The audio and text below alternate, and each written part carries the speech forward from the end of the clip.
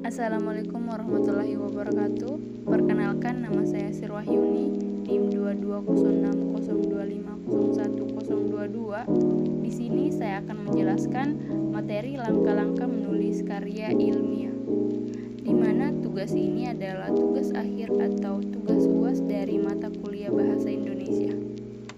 Baiklah, langkah-langkah menulis karya ilmiah adalah yang pertama, pendahuluan. Adapun langkah-langkah dalam penulisan ilmiah ini adalah merupakan suatu langkah dalam memudahkan untuk menulis. Sesuatu hal ini sangat membosankan dan rumit dikerjakan apabila tidak mengetahui cara, trik, metode, dan manfaatnya.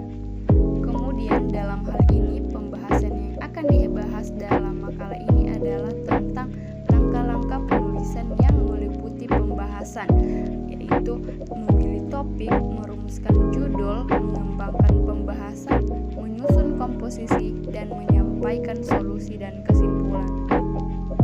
Kemudian, langkah selanjutnya adalah memilih topik. Untuk menemukan topik yang baik dapat digunakan ukuran sebagai berikut. Yang pertama, topik harus sesuai dengan latar belakang ilmu yang ditekuni penulis. Kemudian yang kedua, topik harus menarik minat penulis. Yang ketiga, topik harus jelas ruang lingkupnya. Keempat, topik harus dapat didukung dengan bahan-bahan bacaan yang tersedia. Jadi dalam memilih topik, seseorang yang ingin menulis karya ilmiah adalah harus mengetahui yang pertama, sudut pandang dari apa yang ingin ditulisnya. Ini bertujuan agar apa yang akan dituangkannya nantinya memiliki fokus. Terus yang kedua, kerangka berpikir yang baik dan outline yang baik juga. Yang ketiga, rumusan dan spesifikasi dari topik tersebut. Ini bertujuan agar setiap yang ingin dirumuskan tersebut adalah memang permasalahan yang penting. Terus yang keempat, situasi dan kondisi. Ini bertujuan agar topik yang dipilih adalah sesuai dengan perkembangan keilmuan dan problematika sosiologis. Kemudian langkah berikutnya adalah merumuskan judul. Jadi, ada beberapa hal yang harus diperhatikan dalam merumuskan judul, yaitu yang pertama, judul jangan terlalu panjang. Kemudian yang kedua, judul harus singkat dan menarik ketika dilihat. Ketiga itu, judul tidak boleh terlalu mencolok sehingga menimbulkan kontroversi. Keempat itu, judul merupakan komunikasi awal dalam memberikan dan menjelaskan isi apa yang disampaikan dalam penulisan karya ilmiah. Langkah berikutnya adalah mengembangkan bahasa.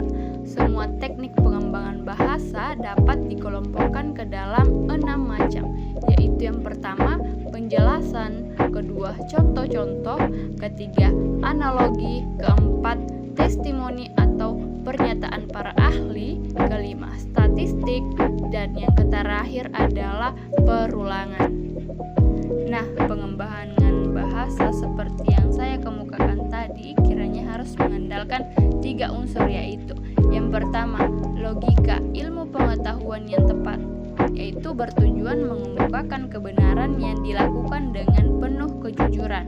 Di samping itu, mencakup pula sikap moral keilmuan, yaitu yang pertama, mempercayai cara berpikir rasional, kedua, mempercayai verifikasi argumentasi secara objektif berdasarkan kenyataan faktual, yang ketiga, menerapkan sikap kritis dalam menarik kesimpulan, keempat, bersifat terbuka terhadap kritik dan kebenaran yang lainnya, kelima, bersifat pragmatis, memiliki objek penilaian secara etik. Nah, yang kedua adalah bahasa yang digunakan harus jelas, lugas, dan komunikatif. Maka saat itu pula ia mempunyai otonomi rangkap 3, yaitu yang pertama, otonomi terhadap maksud penulis. Artinya sebuah wacana ilmu tidak lagi bergantung pada maksud penulis di luar teks. Kemudian yang kedua, otonomi terhadap lingkungan kebudayaan asli tempat karya tulis itu ditulis. Artinya wacana tulis terbuka terbuka untuk semua orang yang bisa membaca dalam konteks dan masa yang berbeda. Kemudian otonomi teks terhadap publik aslinya. Artinya, suatu wacana tulis ilmiah dapat berpindah dari suatu tempat ke tempat lainnya. Kemudian yang ketiga adalah menggunakan gaya bahasa inklusif atau analogikal, yaitu wacana ilmiah harus menggunakan istilah-istilah teknis bidang yang ditulis, misalnya menggunakan istilah tokoh aliran atau istilah konsep yang dibahasa dan lain-lain. Langkah berikutnya adalah menyusun komposisi. Dalam menyusun komposisi tulisan harus didasarkan pada 3 prinsip, yaitu yang pertama, kesatuan. Kesatuan adalah keterikatan secara tunggal atau utuh antara isi dan judul. Kemudian yang kedua, pertautan. Untuk menciptakan pertautan dalam sebuah pembahasan setidaknya dapat ditempuh 3 cara, yaitu yang pertama, ungkapan penyambung, terus yang kedua, paralelisme, dan ketiga adalah gema atau eko. Kemudian yang ketiga adalah titik berat. Titik berat adalah bagian-bagian penting dalam tulisan yang perlu diperhatikan. Nah, secara sederhana komposisi sebuah wacana tulis ilmiah dapat digambarkan sebagai berikut, yaitu yang pertama harus ada topik atau judul, kedua pendahuluan, dan ketiga deskripsi permasalahan, kemudian pengembangan pembahasan dan kajian teoritis atau praktis, kemudian kesimpulan berupa solusi permasalahan, dan yang terakhir adalah penutup. Langkah selanjutnya adalah mengedepankan solusi dan kesimpulan. Nah, mengemukakan solusi dan kesimpulan merupakan kewajiban bagi setiap penulis yang mengedepankan permasalahan, sebab mengemukakan masalah akan membingungkan para pembaca. Jangan biarkan pembaca tulisan Anda terjerat dengan masalah yang akan dikemukakan tanpa diberi jalan, karena hal ini merupakan satu hal yang menarik perhatian, yaitu solusi yang didapatkan dari adanya kesimpulan dan solusi yang diungkapkan penulis dalam tulisannya. Nah, yang terakhir adalah penutup. Topik atau pokok bahasa merupakan langkah awal yang sangat penting dalam wacana tulis ilmiah. Topik ini ditetapkan berdasarkan permasalahan yang ditemukan dalam dunia pemikiran. Kemudian, judul. Judul adalah nama yang diberikan untuk pokok bahasa. Judul harus diusahakan semenarik mungkin, atau diusahakan membangkitkan perhatian dan dapat merangsang, sehingga dapat membangkitkan perhatian dan minat orang untuk membacanya.